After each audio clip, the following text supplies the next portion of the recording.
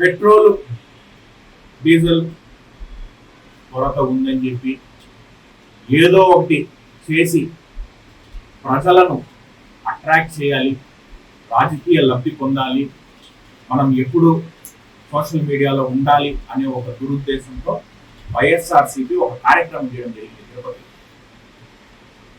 అమాయకమైనటువంటి ఒక మూగజీవి ఒక ఎద్దుల బండిలో ఎంతో బరువు ఉన్నటువంటి ఒక ఆటోని పెట్టి దాని మీద మళ్ళీ ఒక పెద్ద ఫ్లెక్సీ పెట్టి దాని మీద మళ్ళీ మనుషులు ఎక్కి దాన్ని బలవంతంగా ముందరికి ఈడుస్తూ, అది ఇటువంటి మండుట ఎండల్లో, తిరుపతిలో ఎండలు మండిపోతున్నాయి, అటువంటి ఎండలో దాన్ని హింసిస్తూ ముందరికి తీసుకుపోతుంటే ప్రజలందరూ దాన్ని చూసి అసహించుకుంటారు.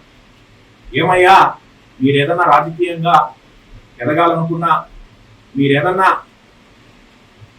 కార్యక్రమాలు చేసుకోవాలన్నా ఒక మూగజీవే దొరికిందా అని అందరూ అంటున్నారు.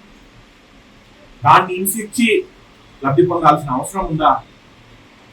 కొంచెమన్నా మనకి మానవత్వం ఉండాలి కదా. మీరు చేయండి కార్యక్రమాలు, తప్పేం లేదు, నిరసన తెలపడంలో ఏ తప్పు లేదు. అది కూడా అక్కడ ఏదైనా ఒక ఫ్యాక్ట్ ఉంటేనో దాంట్లో ఏదైనా ఒక నిజం ఉంటేనో చేయాలా. మీ పని ఏంటంటే ఎల్లప్పుడూ ఏదో ఒకటి చేస్తూ ప్రజలను డైవర్ట్ చేస్తూ వాళ్ళని కన్ఫ్యూజ్ చేస్తూ ఏదో జరిగిపోతా ఉందని చెప్పి చేయడం తప్ప ఒక్కటంటే ఒక్కటి కూడా మీరు చెప్పేది నిజం కాదు, అన్ని అవాస్తవాలనే బతుకుంటారు. ఎందుకంటే నిన్న మొన్న కంటిన్యూస్ గా ఎస్పీ గారు కావచ్చు, కలెక్టర్ గారు కావచ్చు, కంటిన్యూస్ గా మానిటర్ చేయడం జరిగింది. వాళ్ళు పెట్రోల్ బంక్ వెళ్ళి మరి దగ్గరుండి ప్రతి ఇష్యూని అడ్రస్ చేస్తూ పోతున్నారు. ఎందుకంటే అక్కడ ఏ కొరత లేదు.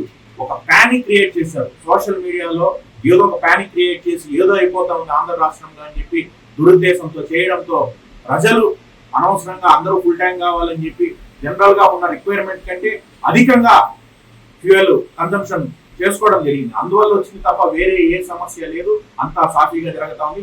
అనవసరంగా ప్రజలను తప్పుదోవ పట్టించి వాళ్ళని ఇబ్బందులకు గురి చేయొద్దండి. మీ రాజకీయ లబ్ధి కోసం వాళ్ళని ఎందుకు బలి తీసుకుంటారో, ఒక మూగజీవిని ఎందుకు బలి తీసుకుంటారు? మీరేమైనా ఉంటే వేరే విధంగా చేసుకోండి. ఎలాగో ప్రజలు మిమ్మల్ని నమ్మరు, అది వేరే విషయం.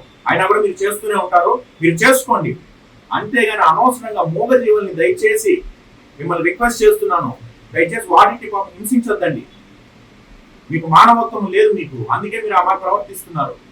రాజకీయంలో మీరు మీ పవర్ పోవడంతో మీకు ఒక ఫ్రస్ట్రేషన్ వచ్చేసి మీరు ఏం చేస్తున్నారు మీకు అర్థం కాని పరిస్థితిలో పోతున్నారు వైసీపీ వాళ్ళు.